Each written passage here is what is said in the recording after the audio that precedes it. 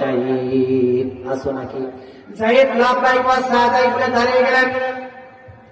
2 নম্বরের জিহাদের সেনাপতি দায়িত্ব পালন করবে আমার চাচাতো ভাই আবু জাফর ইবনে তালিব রাদিয়াল্লাহু আনহু। কোথায় তুমি? তিনিও দাঁড়িয়ে পড়লেন।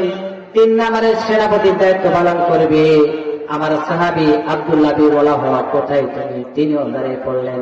আমার বন্ধুগণ, এই জিহাদের সেনাপতি লাগে কয়জন বলেন? কয়জন? একজন। রাসূল বললেন কয়জন? 3 জন। তার মানে কি?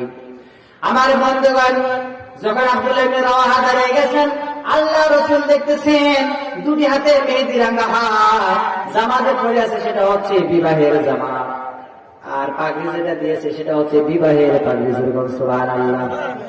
একটি রাত কেবল গেছে, একটি রাত বিবাহের রাত, বাসর রাত শুধু চলে গেছে আমার বন্ধুগণ।